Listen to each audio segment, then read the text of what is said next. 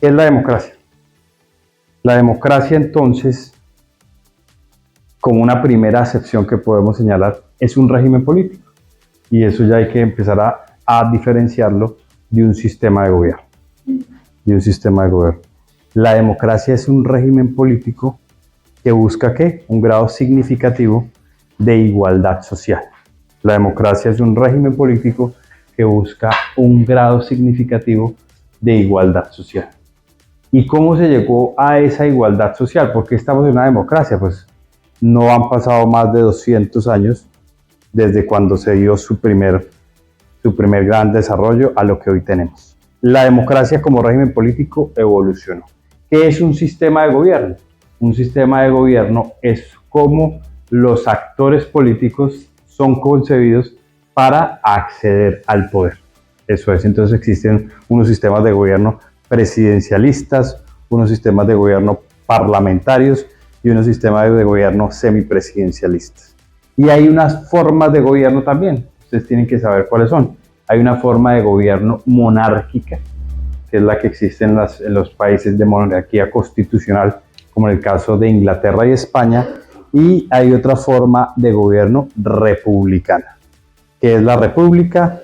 La república no es otra cosa que la alternancia del poder, que la limitación del poder, que la esencia misma es que el poder no esté en una sola persona, a diferencia de una forma de gobierno monárquica, donde el poder reside en una familia que va sucediendo el poder. Aquí vamos a ir citando varios autores, entre esos Max Weber señalaba unas formas de concepción del poder.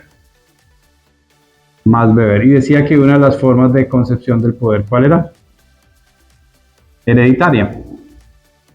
Es decir, con el paso de una sucesión de una familia a sus hijos, pues se está generando la transmisión del poder, Por eso es hereditaria. Max Weber también decía que existe una forma de transmisión del poder carismática, es decir, una persona que a veces tiene mucha acogida dentro de una sociedad y que se hace elegir. Pero aquí estamos hasta ahora hablando de los primeros, para que ustedes vayan entendiendo tres conceptos, cómo se diferencian. Una cosa entonces es el régimen político, otra cosa es el sistema de gobierno y otra cosa es la forma de gobierno.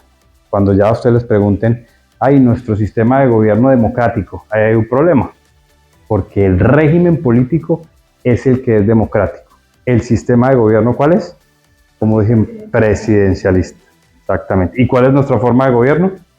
Republicana, porque aquí no existe ningún rey, porque aquí no existe ninguna familia. Entonces, eso debe quedar muy claro para entender lo que vamos a empezar a desarrollar en esta clase. La forma de gobierno republicana. ¿Por qué existe la forma de gobierno republicana?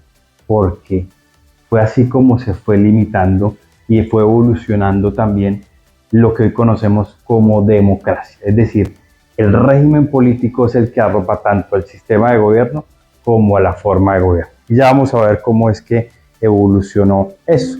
Recuerden ustedes que hace no más de, decíamos que 200 años fue que se consolidaron estas instituciones, pero hace 800 años, 800 y piquito de años, hace casi, ¿qué sería? 1215, hace 10 años, cumplió la Carta Magna 800 años. Es decir, está cumpliendo en este año 810 años. Entonces estamos diciendo que la Carta Magna del 1215 fue la que dio un insumo importante para que el régimen político se empezara a limitar. ¿Y qué sucedió?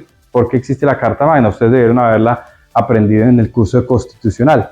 1215, ¿por qué es importante? Porque por allá un rey Juan sin tierra de Inglaterra le dio por pedirle a los señores feudales que les diera una parte de su riqueza. ¿Para qué? Para irse a la guerra contra los franceses. Un rey Juan sin tierra. ¿Por qué llamaba Juan sin tierra? Porque el tipo no tenía prácticamente tierra. Recuerda que los reyes antes tenían que tener o demostrar tierra para poder regentar sus territorios. Pues este señor no tenía tierra y le estaba pidiendo a estos señores feudales de Inglaterra que necesitaba recursos. Entonces el señor los señores le dijeron, bueno, si usted necesita nuestros recursos, nosotros también necesitamos de una cosa, señor rey, de un espacio donde podamos estar representados, donde podamos tomar decisiones con usted. De ahí vienen los parlamentos, de hace 810 años, en 1215 estos señores le dijeron al rey Juan Sin Tierra, si usted quiere ir a la guerra contra los franceses, señor rey, pues denos un espacio de representación. 1215, entonces los ingleses ya empiezan a arropar la idea del parlamento. Por eso dice Edmund Burke en su libro Reflexiones sobre la Revolución Francesa. Edmund Burke es un autor inglés que escribió un libro, Reflexiones sobre la Revolución Francesa. Un inglés escribiendo sobre la Revolución Francesa, ¿no? Y en ese libro que dice Edmund Burke, que la Revolución Francesa empieza así el libro, para que lo leas, es un libro que no es muy largo, es un libro, pero empieza así de esta manera. La Revolución Francesa promovió, dice él siendo inglés, ¿no?, la libertad, en ese libro. Y arregló seguido dice, no hay nada más falso que eso, no hay nada más falso que eso. La libertad fue una libertad local, o sea, no fue una libertad para toda la sociedad en general, simplemente que se implantó como una aspiración, como un desideratum. ¿Qué es un desideratum? No, un deseo. Un desideratum es un deseo. Entonces, cuando ellos aspiraron a eso que quería la Revolución Francesa, cuando realmente pues se rompió lo que era la Revolución Francesa. ¿Cómo rompió la Revolución Francesa? Cuando ustedes pudieron leer los libros sobre eso, pues se van a dar cuenta que la Revolución Francesa en un momento rompió de tajo la concepción del poder y señalaron dos palabras: ni Dios ni rey, ni Dios ni rey. Los revolucionarios franceses no querían eso, pero implantaron esa concepción del poder a partir de ese desideratum. Ya ustedes tienen otra palabra para ustedes. El desideratum es un deseo que pretendían estos señores franceses. Pues este señor Edmund Burke lo criticó. Dijo que no hay nada más falso que eso que pretendía la Revolución Francesa, porque él dice que existían unas libertades locales. Edmund Burke es el padre del conservadurismo. Si ustedes son conservadores, tienen que haber leído a Edmund Burke, porque es el padre del conservadurismo. ¿Qué dice Edmund Burke en ese libro? Y para allá iba la reflexión que iba a hacer de él, que el parlamentarismo inglés se consolidó por el paso del tiempo.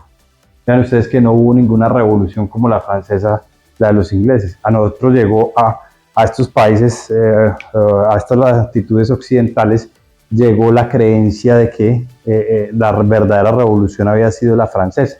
Pues no, la inglesa también fue una revolución. Lo que pasa es que fue una revolución silenciosa. ¿Y qué fue? Y empezó a consolidar esto que estamos diciendo acá. Empezó a consolidar el régimen político democrático. ¿Cómo lo empezó a consolidar? Con la limitación del poder. Podemos decir entonces que la democracia empezó a evolucionar limitando el poder. ¿Cómo lo limitó? Pues estos señores hace 810 años se lo pusieron al rey y le dijeron: usted, señor rey, quieto, si quiere irse a la guerra con los franceses, nos tiene que dar un espacio de representación.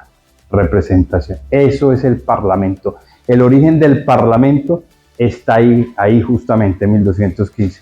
Luego pasaron unos 100 años, 200 años, ya se materializó esa idea que se había concebido como un parlamento y se trajo el parlamento inglés, se crea el parlamento inglés. Estamos diciendo hasta ahora cómo es que empieza a arroparse la idea del régimen político, y estamos diciendo que lo primero que debía hacer el régimen político era limitar el poder, porque si no se limitaba el poder, pues no hay la esencia de la democracia. Ya definimos qué es la democracia, ¿no? Un régimen político que aspira ¿a qué? A un grado significativo de igualdad. ¿Cómo se busca la igualdad? Pero ¿la igualdad de qué? Ya vamos a ver la igualdad de qué. No la igualdad material, ya vamos a ver en qué es esa igualdad, en qué se representa esa igualdad, en qué se materializa esa igualdad. Pues bien, la gente cómo votaba en esas épocas, o votaba toda la gente, ¿quién era la que votaba? pues no votaba casi nadie, ¿no? No votaba casi nadie. Entonces, pues también tuvo que haber otra evolución para que las personas pudieran votar. Y ahí sí es que viene el tema de la evolución del voto. A partir de dónde pueden votar las personas y de qué momento lo pueden hacer. Primero en los hombres y luego para las mujeres. Se puede decir que la segunda y la tercera gran evolución de la democracia es incluir el voto, lo que estamos manifestando que es la democracia, que es un grado significativo de igualdad social, se va a reflejar en qué? En el voto, en el voto. Que primero era censitario y capacitario, ¿no? Antes las personas votaban de conformidad con el nivel de escolaridad que tuvieran o el nivel de riquezas que tuviera también. Es decir, si yo tenía tanta tierra, tanta plata, pues podía votar. Si yo tenía un grado de escolaridad, podía votar también. Entonces empieza a generarse un problema con eso. ¿Cómo así que las personas que pueden votar son las que tienen tierra y las que tienen un grado de alfabetismo? Empieza a haber un choque con eso. Y para eso sí entra la Revolución Francesa, porque la Revolución Francesa, con un gran autor que se llama Emmanuel Sieyès, escribió un libro muy interesante que se llama ¿Qué es el tercer estado? ¿Qué es el tercer estado? Y en ese libro se plantea lo siguiente, Emmanuel Sieyès. Dice, hombre, el primer estado, porque ya van a ver usted por qué le puso el nombre del tercer estado. ¿Qué es el tercer estado? Se preguntaba Emmanuel Sieyès, hombre, si el primer estado es el clero, si el segundo estado es la nobleza, ¿qué es el tercer estado? Entonces, planteaba él ahí, el tercer estado son los artesanos, son los profesores, son los militares, pero ¿qué pasa con ese tercer estado? Si el primero y el segundo estado son los que mandan, y si el resto somos todos, ¿por qué estamos relegados de las palancas de mando? Esto pasó hace 250 años. Emmanuel Sieyès diciendo esto, para que se diera la Revolución Francesa. ¿Y qué dice entonces, cómo se responde Emmanuel Sieyès? Si el tercer estado lo somos todos, ¿por qué no somos nosotros los que mandamos? Fue el gran autor y el gran precursor de la Revolución Francesa. Y ahí es donde viene esa frasecita que les decía, ni Dios ni rey. Obviamente después aparecen otros autores como Rousseau, con su libro del contrato social, la edición mecánica de voluntades, la teoría de la voluntad general. ¿Qué es la teoría de la voluntad general? La edición mecánica de voluntades. Por eso se crea un contrato social, que las personas pactan en un contrato social para desarrollar su vida en una sociedad. Pues Emmanuel Sieyès entonces se preguntaba es, si estamos relegados de las palancas de mando, ¿qué está sucediendo acá? Si lo somos todo, ¿por qué?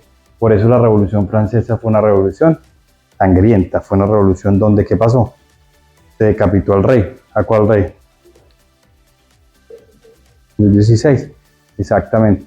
Y luego también hay muchas pues, personas que influyeron en eso y muchas personas que también estuvieron en ese régimen y que pues migraron al régimen republicano. ¿Qué pasó después de esto? Se crea la República, 1789 la Revolución, ¿no es cierto? 1789 la Revolución. Luego se crea la República y es ahí donde empezamos a ver la forma de gobierno, la diferencia entre la monarquía y la república. Antes ya un gran autor nos había hablado, Nicolás de Maquiavelo. En Maquiavelo, en El Príncipe, unos añitos antes había dicho que la forma de gobierno debería ser la republicana. Hace como 200 años antes de eso ya había empezado a hablar un poco de qué era la república para los estados-nación italianos. Maquiavelo, el segundo libro más leído en el mundo, después de la Biblia, ¿cuál es?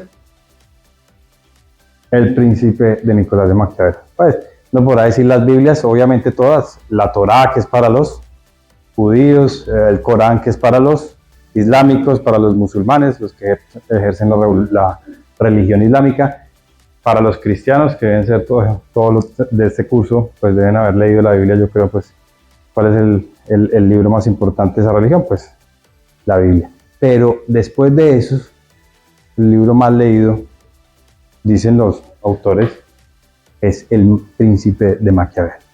¿Qué dice El Príncipe de Maquiavelo? Pues ya empezaba también a decirnos unas cositas sobre qué debería ser la república. La república como una instancia dentro del régimen político que limitaba y que propendía por la alternancia del poder. Por eso somos una república de Colombia. Desde la Constitución de 1821, el país rompe con lo que venía como forma de gobierno, que era atado a un virreinato. Y se establece, por eso la Constitución de 1821 es una constitución que dice República de Colombia. Es la primera vez que se le da el nombre de República de Colombia. Pero sigamos construyendo nuestro concepto, que es muy interesante cómo evoluciona. Estábamos diciendo entonces que la segunda gran evolución, al margen de la primera que era limitar el poder, es la conquista por el voto, ¿no es cierto? Que el voto dejara de ser censitario y capacitario, es decir, que dejara de tener en cuenta la riqueza y el nivel de alfabetismo de las personas. Pues bien, esa revolución es la que trae el voto por primera vez. ¿Por qué? Porque cambia la teoría del origen del poder. Cambia la teoría del origen del poder.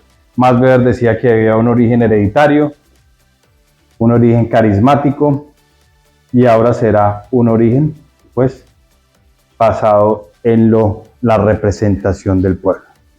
El pueblo ejerciendo su derecho al voto. Y para eso, entre el siglo XVIII, fundamentalmente, en los inicios del siglo XVIII, si estamos hablando del siglo XVIII, ¿de qué año estamos hablando? 1700 a 1800, ¿no? Si estamos hablando del siglo XIX. Exactamente, en el siglo XVIII y XIX se empieza entonces ya a manifestar eso de la universalidad del voto, que todas las personas pudieran votar. Primero los hombres, ¿no?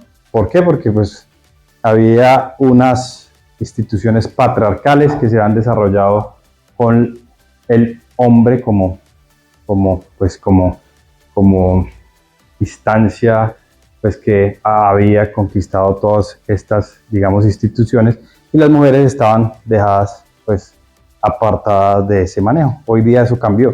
Hoy día es al contrario, prácticamente las mujeres pues están mucho más empoderadas en estos espacios, y eso sí que ha sido muy importante para los avances sociales, que la mujer haya dejado ese papel que tenía relegado, y que se haya construido. Pero si uno revisa los autores, mire cómo era de patriarcal el tema. No hay ninguna mujer. Yo qué hacía eso. Ninguna mujer pues podía escribir, ninguna mujer. Las mujeres estaban relegadas a otro tipo de oficios. Las mujeres no se podían dedicar a esto, al cultivo, a lo que se llama el ocio. ¿Qué es el ocio? ¿Qué decían los griegos que era el ocio? El ocio era el culto al conocimiento. Lo que nosotros creemos que es el ocio, que es ir a jugar, o a jugar PlayStation, o a jugar Xbox. No, para los griegos el ocio era el culto por el conocimiento. El culto por el conocimiento. Y los griegos tenían también las primeras instituciones que uno podría ver. Lo que pasa es que eso, remontarse allá, es muy viejo. A mí no me gusta, pues, prácticamente detenerme en las instituciones, en las primeras instituciones, porque se me hace que es muy antiguo, 2000 años, eso ha evolucionado mucho. Pero bueno, los griegos tenían un espacio de representación también. ¿Cuál era? El ágora. El ágora era donde los griegos iban a debatir los asuntos determinados para poder regentar lo que consideraban ellos debían ser los asuntos públicos. Y los romanos también después copian eso. Dicen que los romanos copiaban todo lo que hacían los griegos. Hay un libro muy bueno que les recomiendo también, que es sobre el origen de los libros, pero que hace muchas reflexiones sobre eso. Yo creo que lo han leído, de Irene Vallejo. ¿Sí lo han visto o no? El infinito en un junco. El infinito en un junco. ¿Qué es el infinito en un junco? Que toda la escritura se empieza a originar en el junco de los papiros. ¿Qué es el junco de los papiros? La base de los papiros. A partir de que se crea la escritura, sobre todo los griegos, y obviamente un poquito antes con los egipcios, pues se empieza a reproducir el conocimiento rápidamente. Entonces ella hace una reflexión de lo que era Grecia, de lo que era Roma, y cómo pues esas instituciones fueron creándose en eso. Pero no me gusta por eso detenerme mucho. ¿Y qué hacían los romanos? Los romanos, un gran libro también, Entonces la van a leer de Santiago Posteguillo, Roma. ¿Tampoco lo han leído? Recientemente invitado a la Feria del Libro el año pasado. Roma. Ahí habla de uno de los grandes precursores del Imperio Romano, Julio César. Julio César es uno de los autores más leídos, más estudiados, y de los políticos, mejor, más estudiados de Roma. ¿Cómo muere Julio César? Julio César muere, pues, inició un juicio a una familia muy poderosa que se llamaba, que era de nombre Silas, y en el año 33 más o menos es asesinado por Bruto, 33, antes de la era vulgar. Nunca más decir también, hay que quitarse otra cosa, antes de Cristo no, antes de la era vulgar dicen unos, o antes de la era común, porque es una ofensa para las otras religiones. Yo sé que nosotros somos cristianos acá, ¿no? Pero lo posible es decir antes de la era común, antes de la era común, porque el mundo no es solo cristiano, en el mundo hay otras religiones mucho más grandes incluso que el cristianismo, el budismo, el islamismo, digamos, por eso es que resulta ser irrespetuoso decir eso. Pues cuando uno se va a referir a antes de Cristo, como nos referimos nosotros, antes de la era común o después de la era común. Importante hacer esas claridades también cuando ustedes hablen con las personas. Entonces, en ese libro también se habla un poco de esas instituciones. Seguimos entonces, luego de que el voto se vuelve universal para los hombres, ¿qué sucede? Pues será el voto universal para las mujeres. Y eso fue entrando el siglo XX. Si en el siglo XVII y XVIII se concentraron para que el voto fuera universal para los hombres, pues en el siglo XX, entre 1900 y 2000, el voto se volvió universal para las mujeres. Increíble, uno de los primeros países que alberga la idea, después de salir de la Primera Guerra Mundial, que el voto fuera universal para las mujeres fue Alemania. En 1919 los alemanes empiezan a hablar de el voto para las mujeres.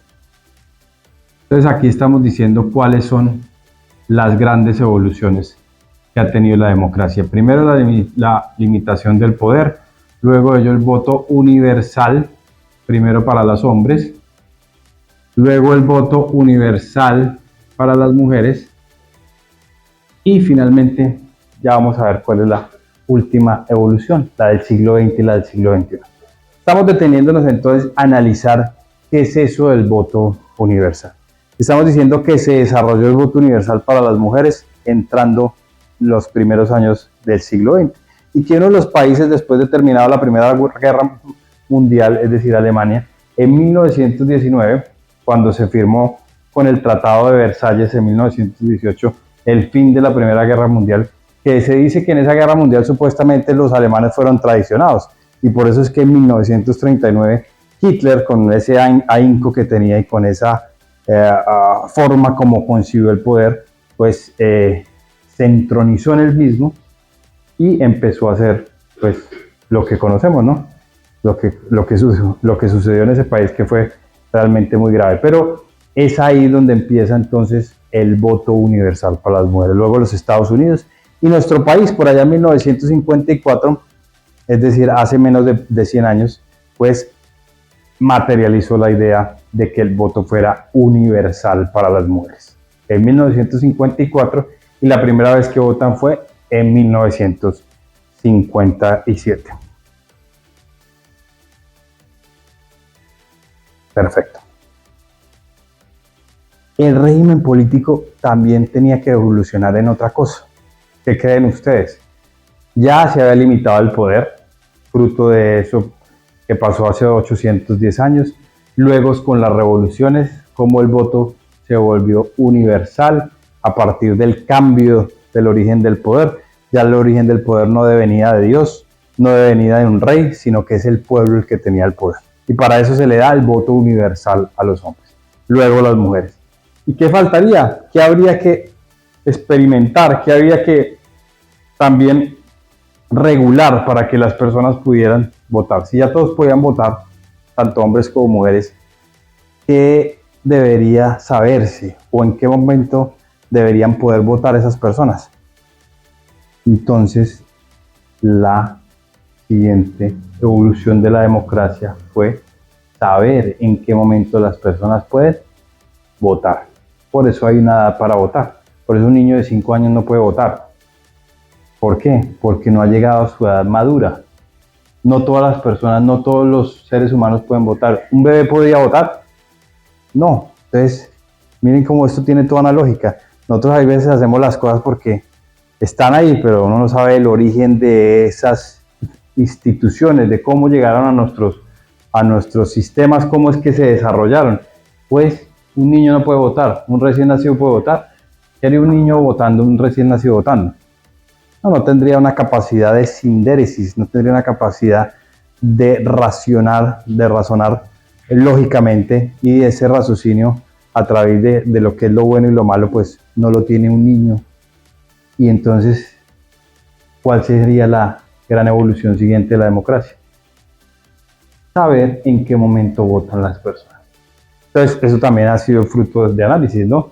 Para algunos países, el voto puede empezar a los 16 años, como en el caso de Ecuador, como en el caso de Brasil. Para otros países es a los 18 años, como nuestro caso, el artículo 97 o 98 de la Constitución, que lo vamos a verificar acá, señala en qué momento votan las personas.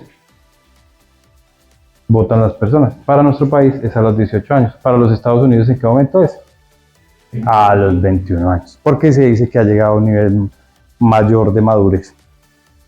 Pero sí, se ha reconocido más o menos que las personas ya alcanzan un nivel de desarrollo y de madurez mental es después de los 16 años. Nuestro país tiene una tesis intermedia a los 18 años, entonces se ha dejado la mayoría. Antes de la Constitución del 91, ¿cuál era la mayoría de edad en Colombia?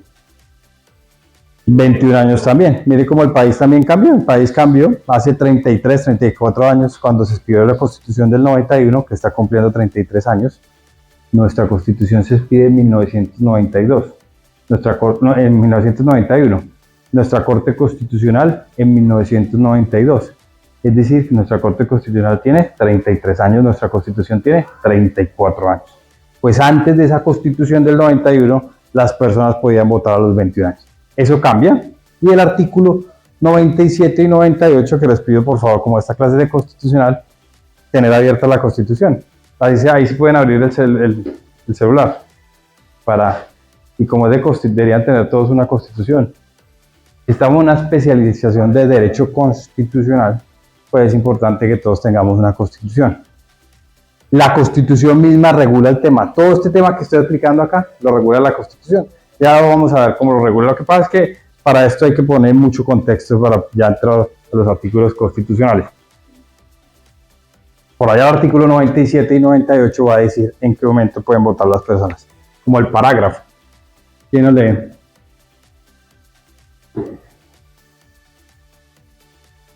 Voto y su edad.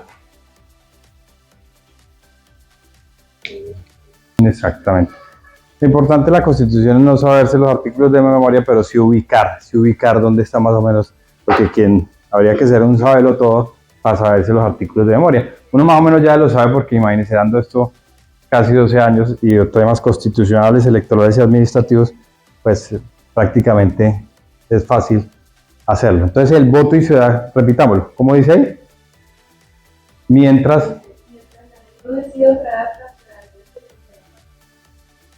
sí, mire, la gente a veces ni sabe que está en la Constitución eso. Entonces, mire, la misma Constitución nos va a decir que a partir de qué momento votan las personas. Y como la ley no decide nada contrario, o sí, hay una excepción, ojo, hay una excepción. Ahorita, ¿quiénes pueden votar una excepción? El 16 de octubre. Pues digamos una excepción porque pues son personas jóvenes, ¿no? Los consejos locales de juventud pueden votar entre qué edad. También se 16 años hasta hay una ley que regula eso, 26 años. Eso lo trae la ley 1475 también. La ley 1475 dice que se entiende por jóvenes, las personas que están más o menos en esas edades que acabamos de indicar. ¿Qué hemos dicho hasta acá? Varias cosas, ¿no?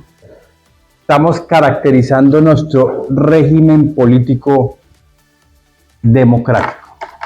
Y estamos diciendo entonces que existe una concepción de ese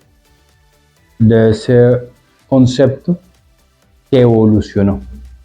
Evolucionó primero limitando el poder, evolucionó luego con estableciendo el voto universal y para tanto hombres como para mujeres, y luego sabiendo o indicando en qué momento pueden votar las personas. ¿Alguna pregunta hasta acá? Listo.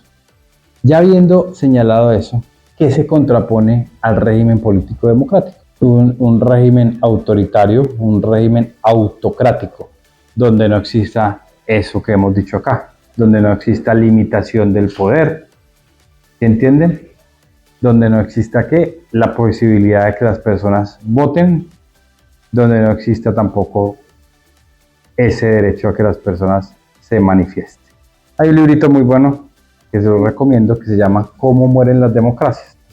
Hay que leer mucho porque se aprende leyendo, ¿no? Eso no hay otra forma. ¿Lo han leído o no? ¿Cómo muere la democracia? ¿Cómo mueren las democracias? De dos autores de los Estados Unidos, Steven Leibniz, Daniel Dennett. ¿Cómo mueren las democracias? ¿Qué dicen en esos libros? ¿Cómo caracteriza eso?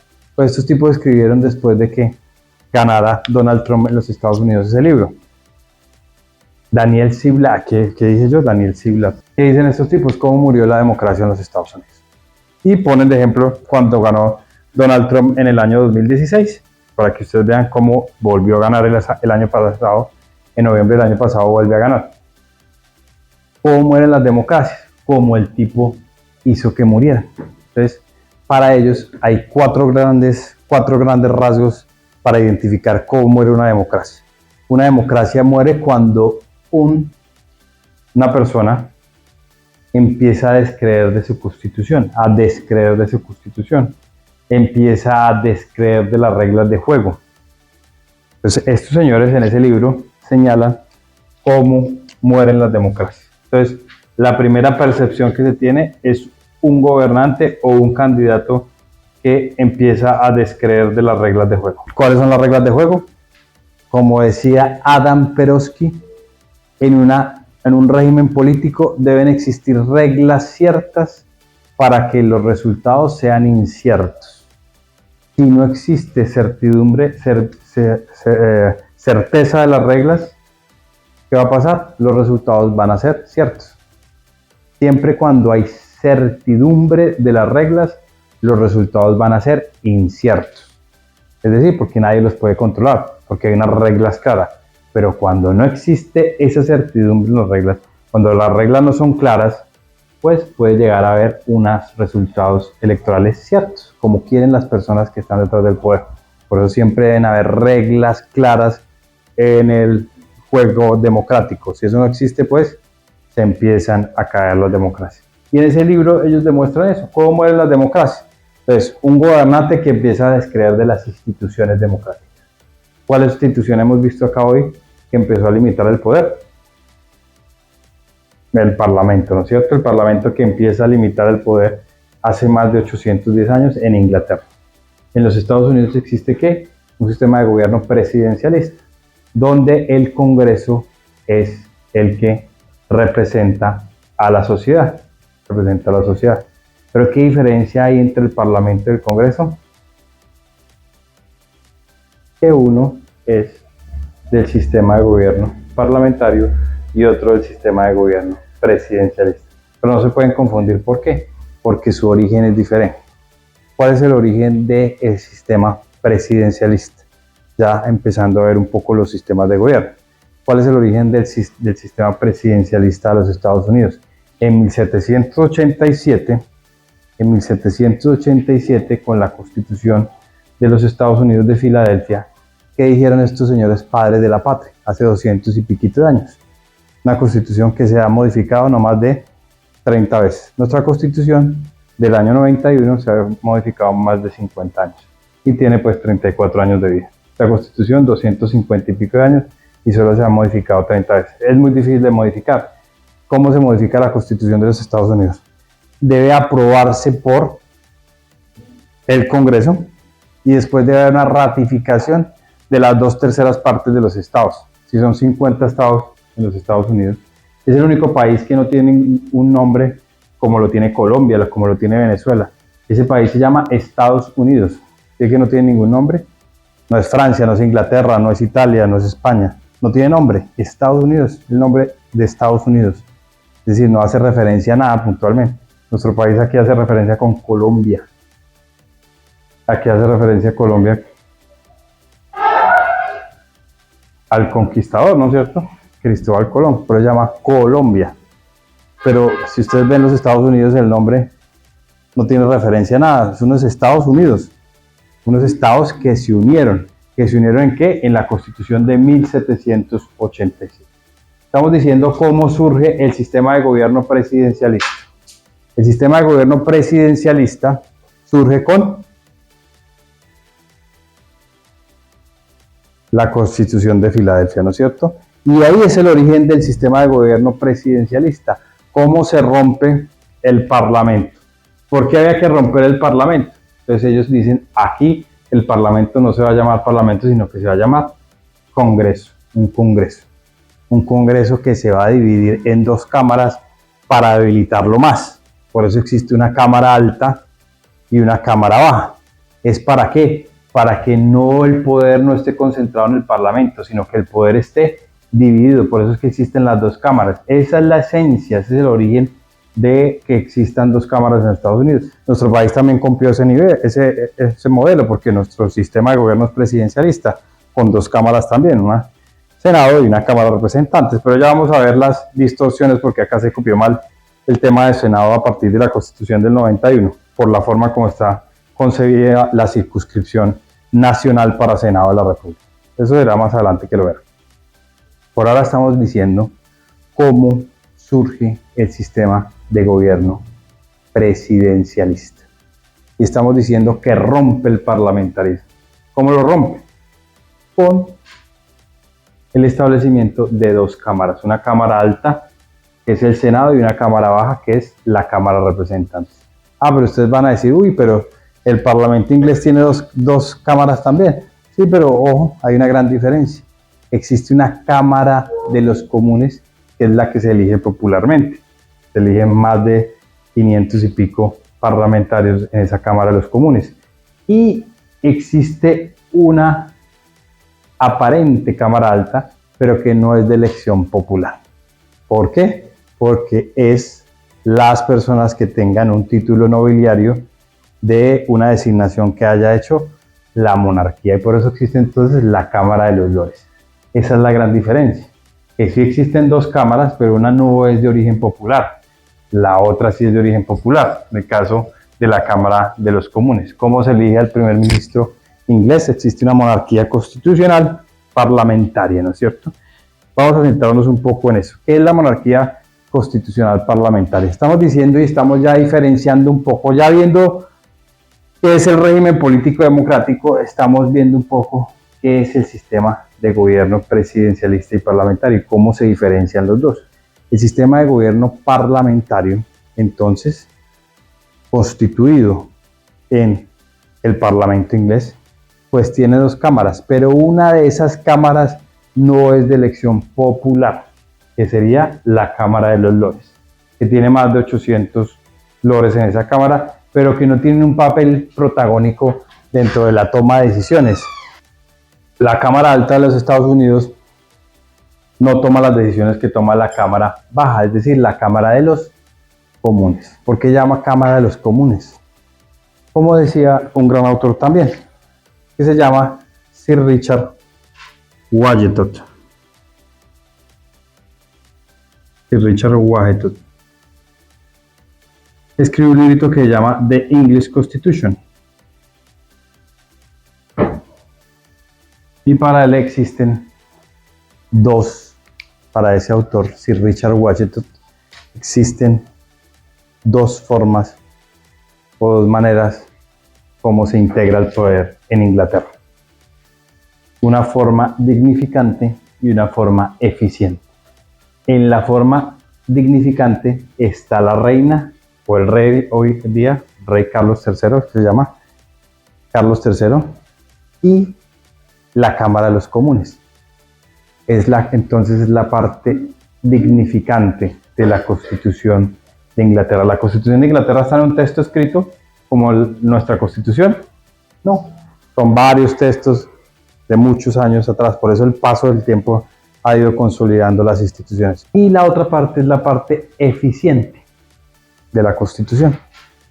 ¿Cuál será la parte eficiente de la Constitución? Si estamos diciendo que hay una parte dignificante que es el rey Carlos III y su Cámara de los Lores, ¿cuál será la Cámara o cuál será la parte eficiente de esa Constitución o de la forma como se concibe el poder en ese sistema parlamentario? La Cámara de los Comunes y el gobierno. Y entonces, ¿qué pasó? ¿Por qué? ¿Cómo se desarrolló hoy se desarrolla ese entendimiento? Pues el Parlamento. Todos los miércoles ustedes pueden ver a el primer ministro británico que le toca ir a oír en la Cámara de los Comunes los reclamos del partido en oposición. Y eso pasa. Entonces hay un señor que se llama el Speaker, que es como el presidente de la Cámara de los Comunes, y sientan en el banquillo al primer ministro. Y la oposición le dice todo lo que le debe decir. El origen del poder entonces radica en el Parlamento. Obviamente el origen es popular, pero ¿dónde está representado? Está representado en un Parlamento. Entonces, para diferenciar el sistema parlamentario del sistema presidencialista, ¿qué hacen los Estados Unidos en 1787? ¿Cuándo fue la Revolución de los Estados Unidos? En 1776. Después, un año después, en 1777, se crea el Acta de Unión y Confederación Perpetua de los Estados Unidos. Cuando vayan a Estados Unidos, pues pueden verificar todo esto en Filadelfia. Cuando vayan, si pueden ir a la Filadelfia, pues pueden darse cuenta de cómo se desarrollaron estas instituciones en ese país en 1787. ¿Qué pasó entonces con esa constitución? ¿Cómo se estableció entonces el poder del presidente? Rompiendo entonces, como les estoy diciendo acá, el Parlamento. Por eso es que existen dos cámaras, porque dicen acá no le podemos darle el poder al Parlamento. Por eso el poder en los países presidencialistas gira en una persona, no gira en un Congreso, no gira en un Parlamento. Es diferente la unión de fuerzas. Lo que ocurre en un Parlamento son los consensos. ¿Por qué? Porque se requiere del consenso, de la aprobación de todos los partidos que están representados en el Parlamento. A diferencia del sistema de gobierno presidencialista, que es confrontacional. Por eso no es malo que entre el Parlamento, que entre el Congreso y el presidente haya conflictos, ¿no? Porque esa es la esencia del presidencialismo. El presidencialismo, ¿qué es? El presidencialismo es confrontacional, no es consensuado, como en el caso del parlamentarismo. Aquí dicen, ay, el presidente atacó al Congreso. No importa, es la esencia misma del sistema de gobierno presidencialista. Es confrontacional. ¿Entre quién? Un Congreso y un presidente. ¿Por qué? Porque quien tiene el poder, ¿quién es? El presidente. Y el presidente necesita pasar sus reformas en un Congreso. A diferencia del primer ministro inglés, por ejemplo, que ya empezamos por ahí. ¿Por qué? Porque el primer ministro inglés sí que requiere del consenso para la aprobación de sus reformas. Si no las tiene, ¿qué pasa? Se disuelve el Parlamento y se convocan nuevas elecciones.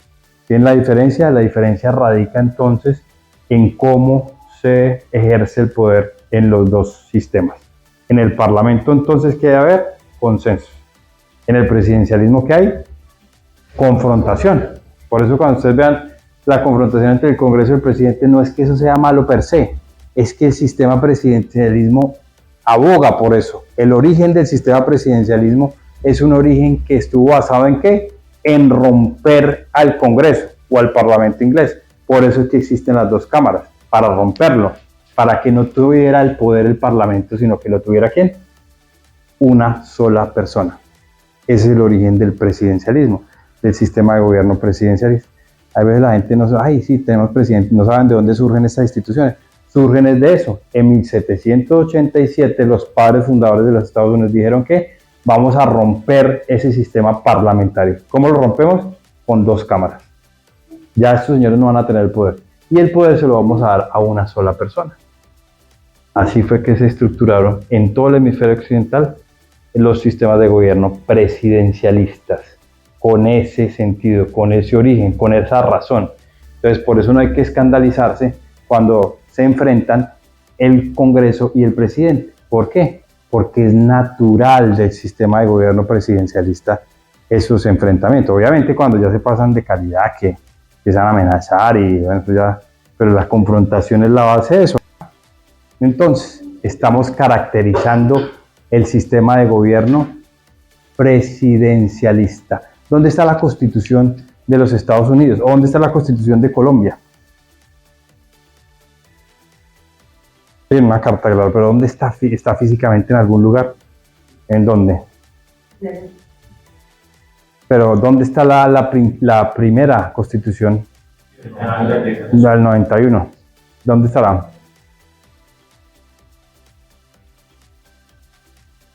La Constitución, ¿dónde está la Constitución de nuestro país? ¿Cómo creemos en esas instituciones? No, ya está en nuestra cabeza, ya está en nuestra cabeza realmente. Como dice en ese libro que les recomiendo, muy bueno, hay un libro muy... Sí, correcto, pero ya está en nuestra cabeza. Mire cómo nosotros empezamos a creer en esas instituciones. En la democracia, ¿dónde está la democracia? No está en ninguna parte, pero cómo nosotros ya creemos en eso colectivamente. ¿Cómo se cree en la marca de un carro, por ejemplo? El carro Peugeot, en el simbolito de un león. Peugeot tiene un león de simbolito, ¿no? ¿Por qué la gente empieza a creer en eso? Porque colectivamente se empieza a creer en eso. ¿Cómo se empieza a creer en el capitalismo? ¿Dónde está el capitalismo? ¿Por qué se empieza a creer en los billetes, en papel? Porque las personas empiezan a creer en eso. Son conceptos que se van idealizando y esas idealizaciones pues se convierten en realidades. ¿La democracia dónde está? Por eso les pregunto, ¿dónde está la Constitución del 91? Debe haber una, de pronto está en el Museo Nacional, ¿no? Creo que está ya la principal, en el Museo Nacional. Pero ven ustedes cómo esas constituciones ya hacen parte de nuestras reflexiones internas, ya nosotros las tenemos preconcebidas. ¿Por qué? Porque la sociedad las ha aceptado. Hay un libro muy interesante que les recomiendo, que ese sí lo deben haber leído, ¿no? Yuval Noah, ¿no? De animales a dioses. O el último libro, Nexus. Habla de eso, cómo desde la edad de piedra los seres humanos hemos concebido esas instituciones, empezamos a creer en esas cosas, en los imperios, en el capitalismo, en las diferentes instituciones que acá estamos plantando. ¿Dónde está el sistema de gobierno presidencialista? Está en una teoría, ¿no? Pero mire cómo tenemos un presidente, cómo tenemos un congreso, cómo tenemos una rama judicial. Entonces, en ese libro que les recomiendo, Yuval Noah, un autor de origen, Yuval Noah, ha escrito como 4 libros, pero el último, Nexus, que les recomiendo mucho. Nexus. Hace una reflexión que lo sacó finalizando el año pasado. En ese librito hace una reflexión sobre eso, cómo estas instituciones que estamos viendo acá se fueron contextualizando y se fueron asumiendo. Y no yendo más lejos, con la marca de un carro, mire también, con un león, cómo las personas empiezan a asimilar que eso existe, que la marca Peugeot existe, como todas las demás marcas. Es decir, todos estos conceptos que enseñamos acá tienen también una interiorización de las personas. Y esa interiorización no está en ningún... Uno puede preguntar dónde está eso, no, ya está, ya la sociedad la ha contextualizado, la sociedad la tiene y la sociedad la obedece también. ¿Por qué? Porque se cumplen todos estos mandatos que estamos revisando acá. ¿Quién es el técnico de la selección Colombia?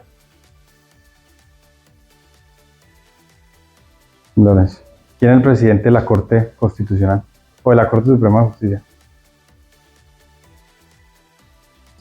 Pero bueno, eso es para decirles que sí, que nadie sabe el nombre del presidente de la Corte Constitucional y sí sabemos el presidente, quién es el técnico de la Selección Colombia. Como una enseñanza, una apotegma. ¿Qué es una apotegma? Una enseñanza. Aquí ya he oído dos frases. Un desideratum. ¿Qué es un desideratum? Ustedes que llegaron tarde. Un deseo. ¿Y qué es un apotegma? Un apotegma es una enseñanza. Es una breve enseñanza que no sabemos más entonces el nombre del técnico de la selección que del presidente de la corte más importante de Colombia, que es la Corte Constitucional. ¿Por qué es la más importante? Y respetándolos a ustedes que son jueces ordinarios, ¿no? Porque la Corte Constitucional, según el artículo 241, integra el ordenamiento jurídico. Y al tener esa función, pues tiene la función de concentrar, de decidir, de interpretar lo que dice la Constitución como norma de normas. Nuestra Corte Suprema de Justicia sería llamar Corte Suprema de Justicia. Yo creería que no y vengo sosteniendo eso. Ya se volvió un tribunal de casación. Debería llamar Tribunal de Casación. Tribunal de Casación. Pero Corte Suprema de Justicia es un nombre como un poco rimbombante. Era como antes se llamaba el Consejo Nacional Electoral. Por allá, cuando hagamos eso, les voy a explicar bien, pero les voy dando como el insumo. La Corte Electoral se llamaba Corte Electoral. Lo que dice el Consejo Nacional Electoral se llamaba Corte Electoral. Y funcionan así desde 1948 hasta 1985. Pero con un gran problema, que esa Corte Electoral no tenía funciones judiciales. Entonces por eso en 1985 se le quita el nombre de Corte Electoral y se le da el nombre de Consejo Nacional Electoral. Una institución que cumple 137 años, porque fue creada mediante Ley Séptima de 1888. Yo creo que ustedes no sabían eso. El Consejo Nacional Electoral de Colombia cumplió este año 137 años. Se creó con Ley Séptima de 1888. Séptima de 1888. Imagínense ustedes, 137 años cumpliendo esa institución. Pero eso para decirles que tenía un nombre entre 1948 y 1985 que resultaba ser rimbombante. Como les estoy diciendo, el de la Corte Suprema de Justicia. La Corte Suprema de Justicia ya no es la Corte Suprema de Justicia. Antes sí, el 91, porque tenía una sala constitucional. Pero ya como esa sala constitucional no existe, sino lo que existe es una Corte Constitucional, pues esa supremacía dejó de existir. Ahora es la Corte Constitucional.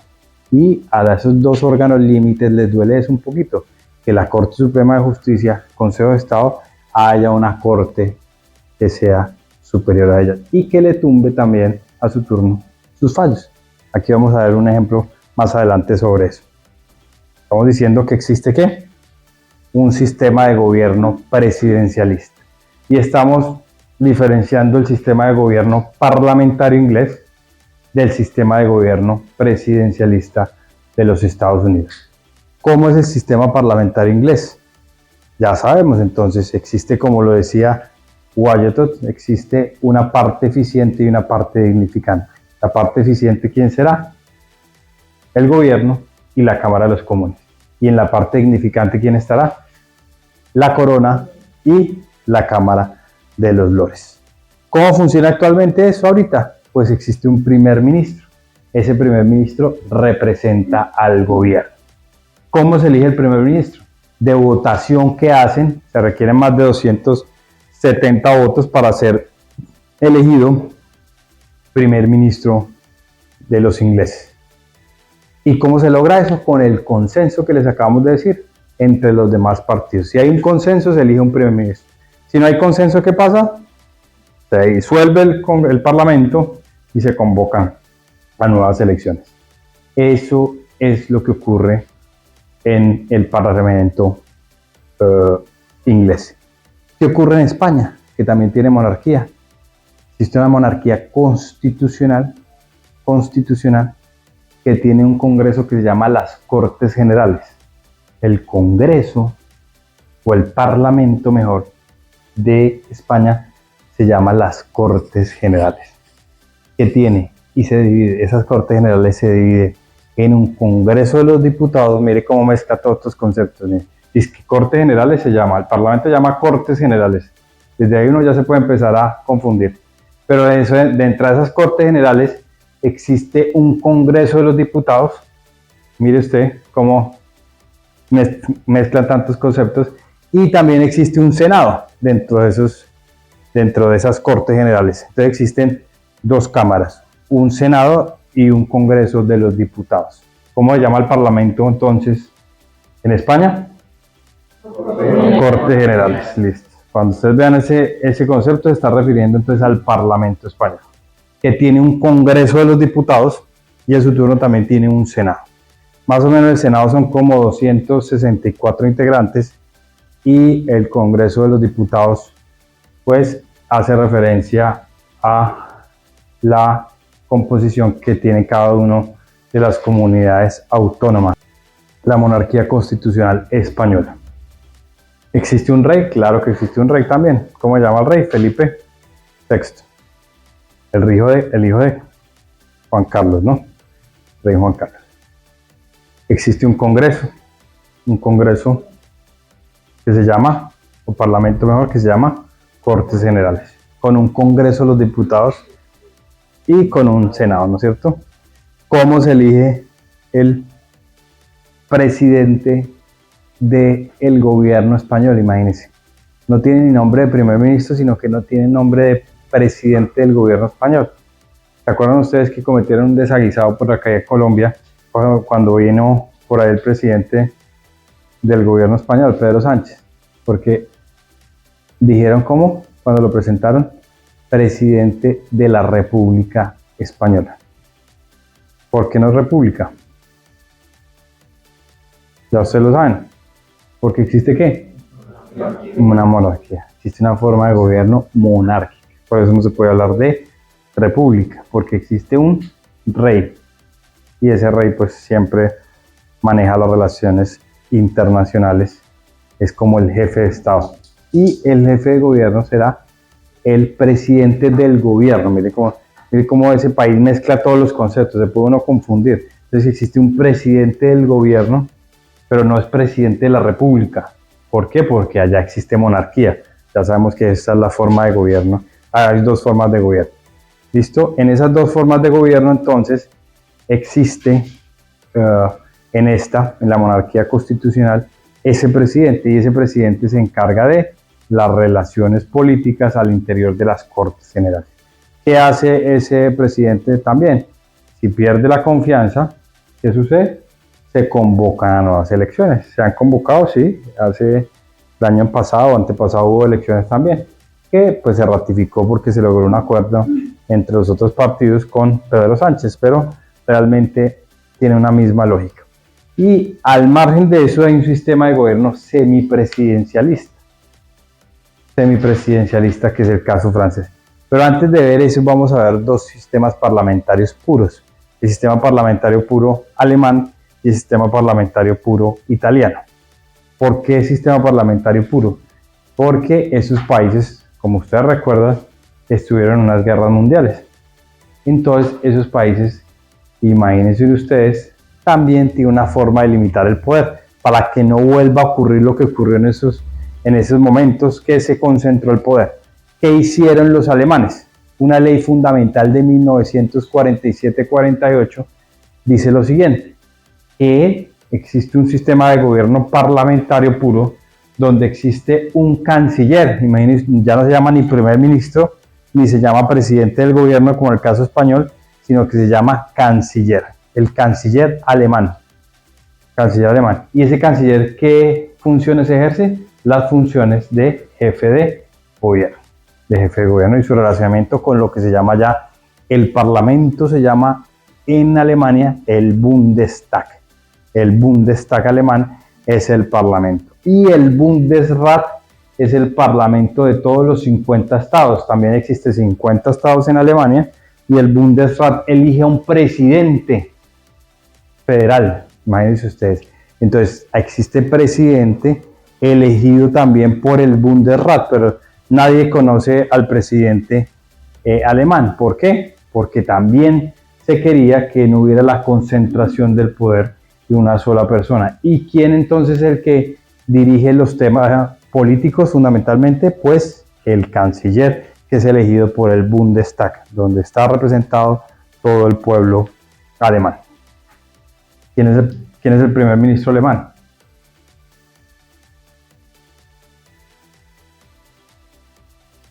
Olaf Scholz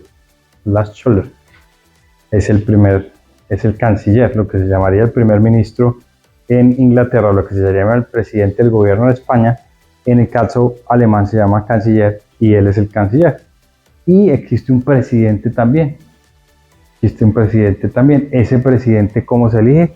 Por el parlamento de los otros estados. Por el parlamento de los otros estados, de los 50 estados.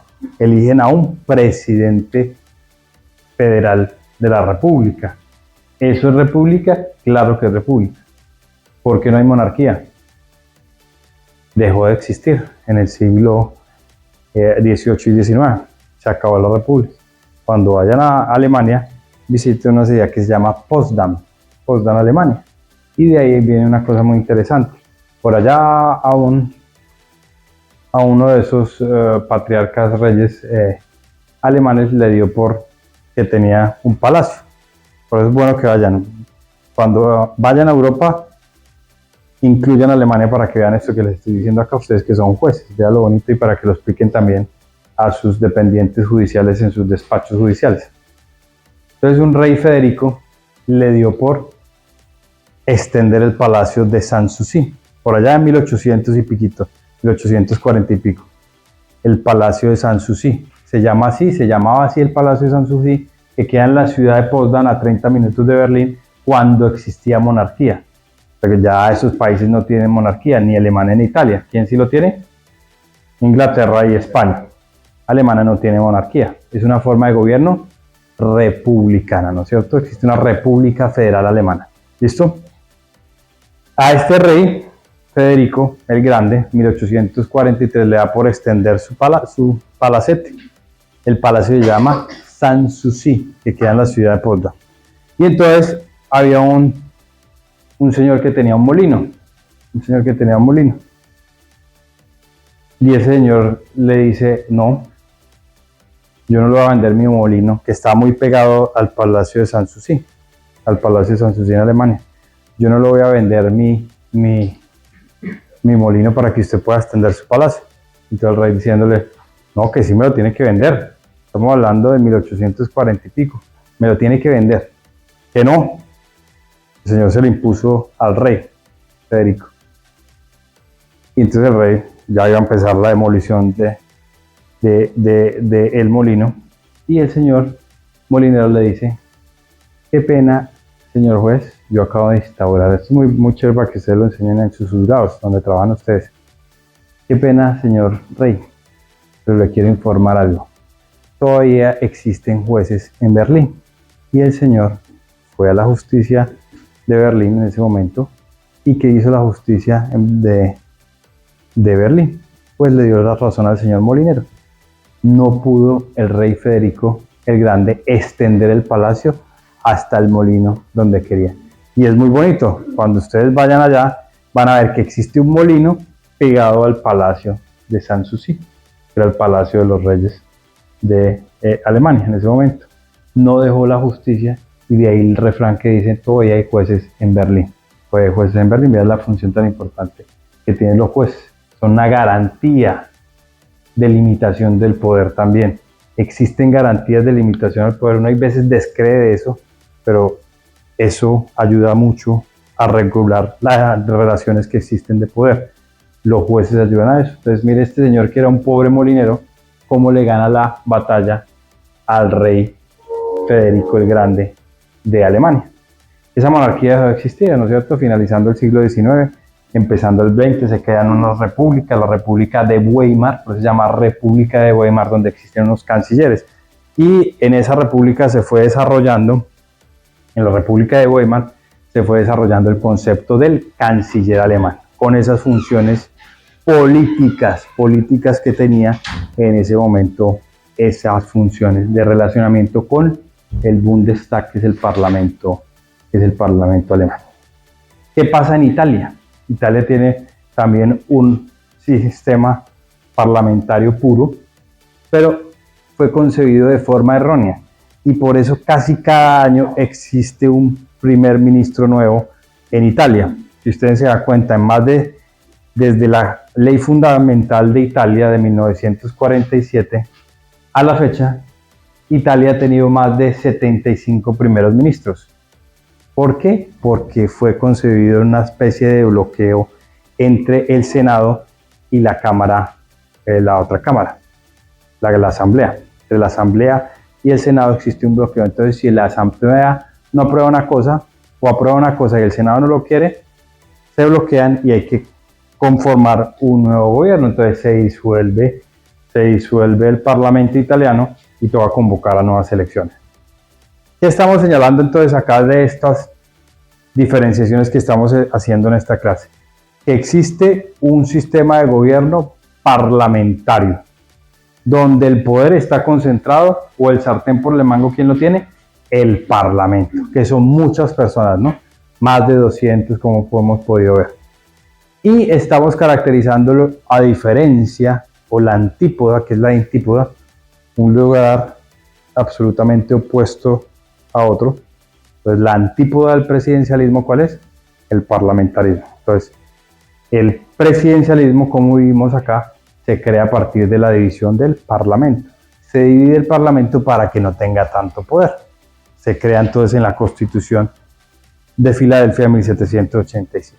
Y a partir de estos dos sistemas se crea uno híbrido, un sistema de gobierno semipresidencialista, que es el sistema de gobierno existente en Francia, donde existe un presidente y existe también un primer ministro. Pero la diferencia es que el presidente es elegido por el pueblo y el primer ministro es elegido por la Asamblea Nacional Francesa.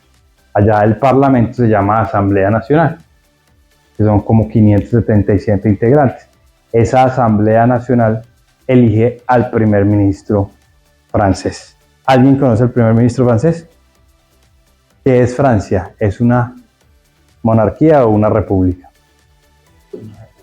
Exacto, República Francesa, desde 1787. Obviamente después hubo alternancia entre monarquía con la llegada de Napoleón, que murió en 1818 más o menos, en la isla esta donde lo mandaron a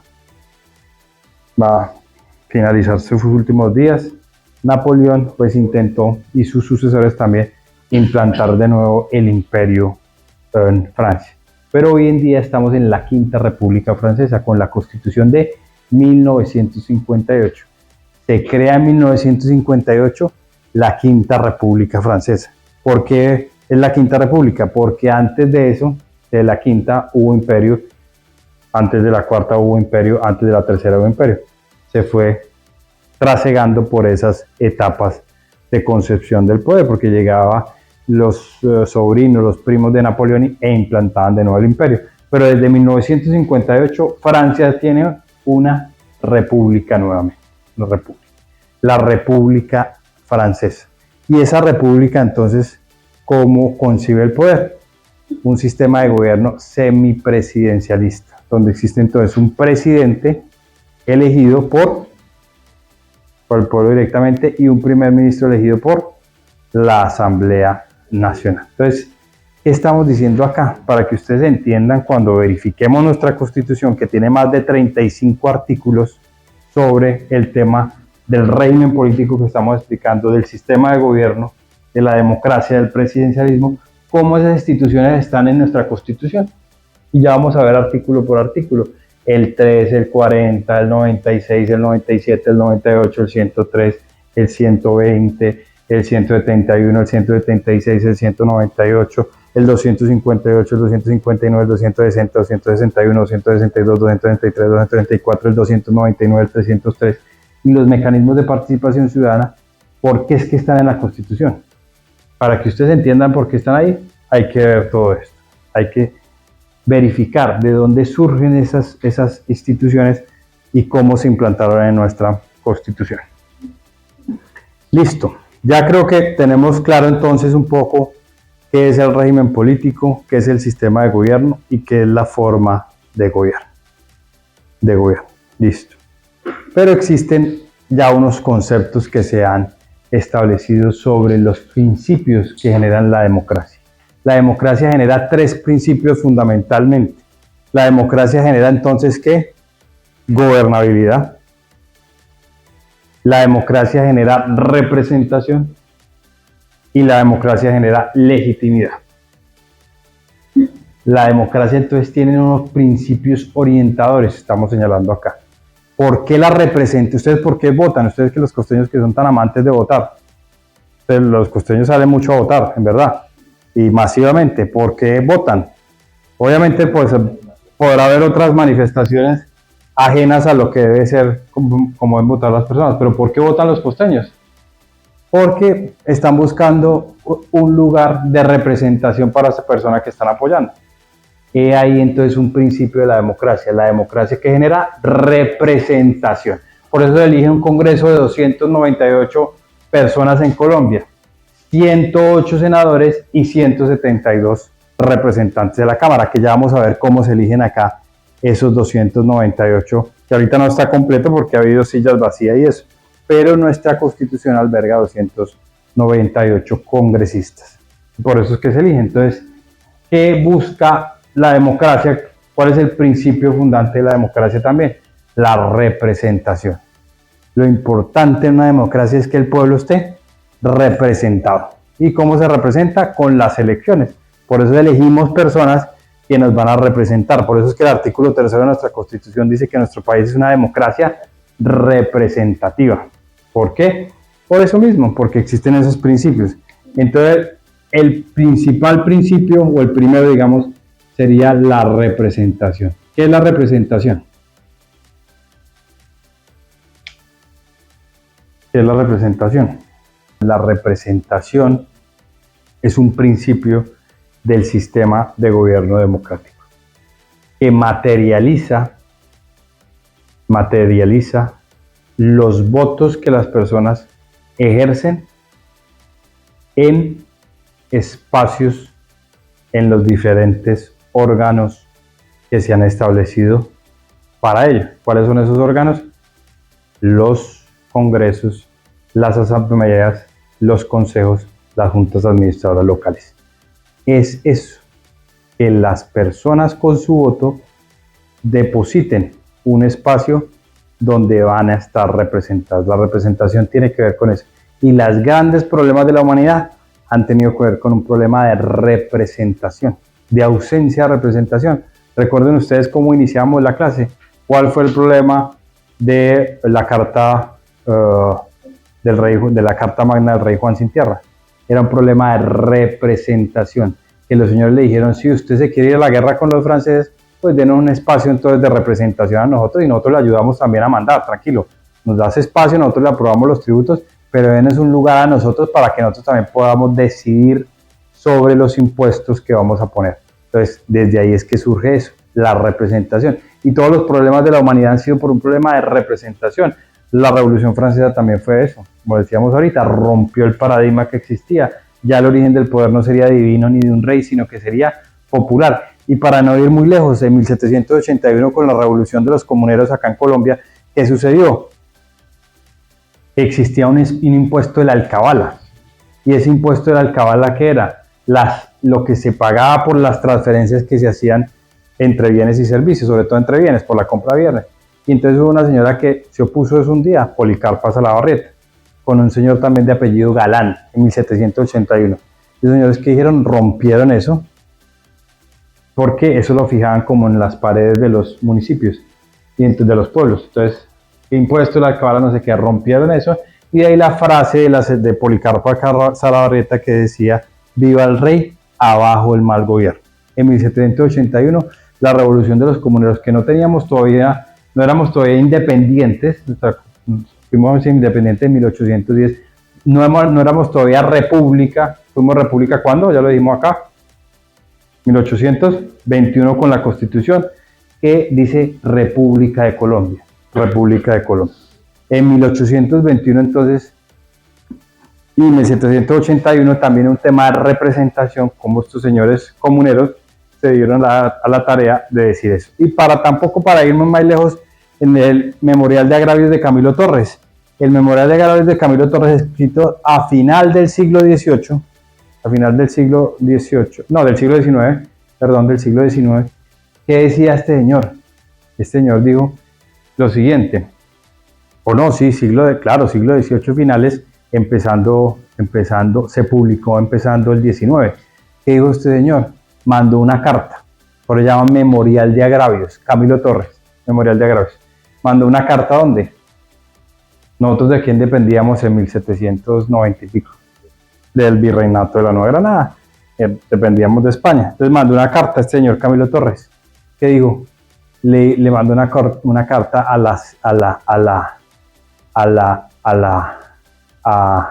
al virreinato, sigue completamente allá y a España. ¿Y qué le decía en ese Memorial de Agravios? Ojo, señores, les queremos decir una cosa, acá hay un problema de representación. Miren, esos señores ya empezaban a visorar todo esto que estamos enseñando acá. Acá hay un problema de representación. Fíjense en ustedes que en las Cortes de Cádiz están representados los españoles peninsulares, es decir, ¿quiénes son los españoles peninsulares? Los que están allá. Tienen 18 cargos, a diferencia de los españoles del continente americanos que tienen solo 2 espacios de representación. Eso vino a conocer 30 años después, como en 830, ese Memorial de Agravios, pero lo que decía era eso, la ausencia de representación de los españoles americanos en las Cortes de Cádiz. También por eso es que empiezan los temas de las gestas independentistas. Listo. Entonces, el principal principio en una democracia es la representación. La representación. ¿Qué es lo que busca la democracia entonces? A eso que llamamos igualdad, que es el voto, que esos votos se conviertan en espacios de representación. Por eso el principal principio de una democracia es la representación. Ya vamos a ver cómo eso lo regula nuestra Constitución. ¿Listo? ¿Qué otro principio también otorga la democracia? La democracia otorga legitimidad. Legitimidad. Y hay un libro muy bueno también.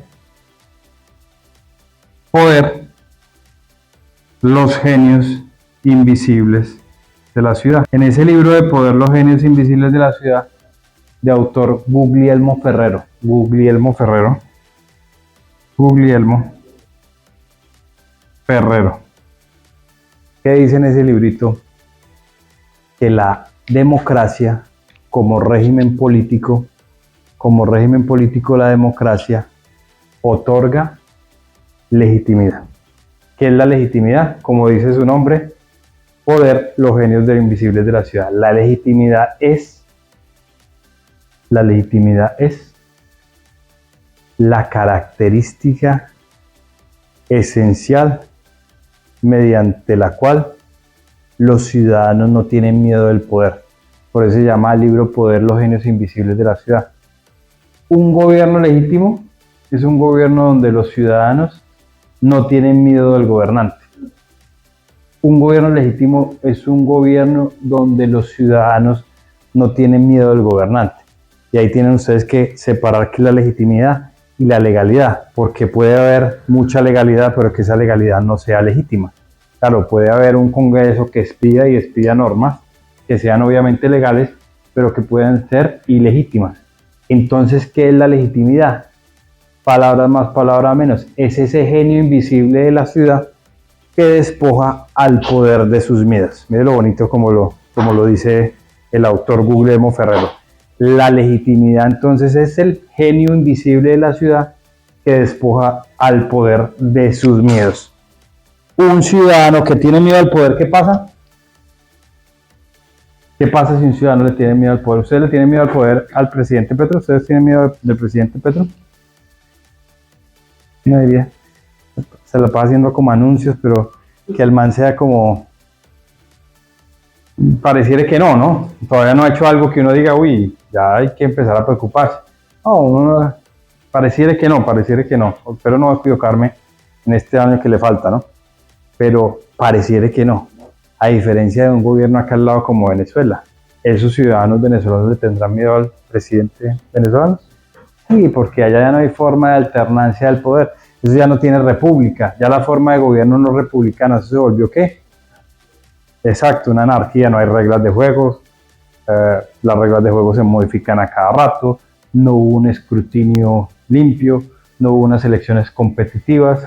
Y lo más grave, unas elecciones competitivas sin mostrar resultados, sin las actas electorales. Una de las manifestaciones de unas elecciones competitivas es cuando se muestran los resultados, cuando hay escrutinio de los votos. Cuando eso es imposible de verificar, no existen elecciones competitivas, existe todo lo contrario, unas elecciones no competitivas, y eso es lo que sucedió en Venezuela. No existió la forma de verificar cómo habían votado los ciudadanos en las elecciones del año pasado. Una cosa grave, claro, grave, allá no hay elecciones. Entonces, ¿allá existe legitimidad, sí o no? No, porque la gente yo creo que ya descree, y no es solo tener miedo, es descreer también del sistema, es descreer del sistema de gobierno, ya la gente no tiene confianza en el sistema. Entonces la legitimidad, repetimos, es el genio invisible de la ciudad que despoja al poder de sus miedos. Y la democracia también genera ¿qué? Gobernabilidad, como principio. ¿Qué es la gobernabilidad? La gobernabilidad es la posibilidad de que en un régimen político las fuerzas que están representadas en el Congreso permitan que esa unión de fuerzas la gobernanza de esa nación. Repetimos, que la unión de fuerzas existentes en un país con sistema de gobierno presidencialista se unan. ¿Para qué? Para que pueda existir eso que se llama gobernabilidad. ¿El presidente tiene gobernabilidad? Ahí sí viene, mire que no. Ahí sí viene un punto más complejo. Ahí viene un punto más complejo. Ahí la respuesta puede ser tajantemente diferente a la legitimidad. Pero es preferible que haya legitimidad a que no haya gobernabilidad. Porque la legitimidad es tener miedo del poder. En cambio, la gobernabilidad es que no está pudiendo gobernar. Pero eso se soluciona con el cambio de gobierno, será.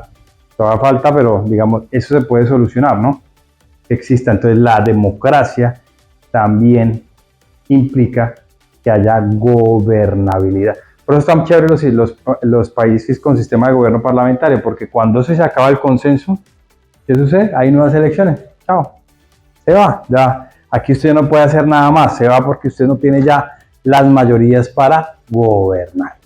Por eso es tan diferente y por eso es difícil también gobernar en un sistema presidencialista. Es difícil, a ningún presidente le queda fácil, no es que Duque le haya ido muy bien tampoco, no es que le haya ido muy bien, también le costó gobernar. Aquí para hacer un parangón entre los dos gobiernos anteriores, es difícil gobernar por lo que hemos dicho, porque el sistema de gobierno presidencialista es confrontacional, ya ustedes se tienen que llevar eso en la cabeza. Y al ser confrontacional no es que sea malo eso, sino que el confrontacionismo genera eso, genera que hayan vicisitudes diferentes, que no se pueda llegar a un consenso como si se logra en un sistema de gobierno parlamentario. Listo. Principios. Y vamos a ver entonces ahora qué es el concepto ya como tal. Si ya dijimos ahorita qué era la democracia como régimen político, vamos a ver el concepto ya desde el punto de vista de cómo los autores lo han tratado, para después de eso empezar a ver los partidos políticos y ya meternos en la Constitución.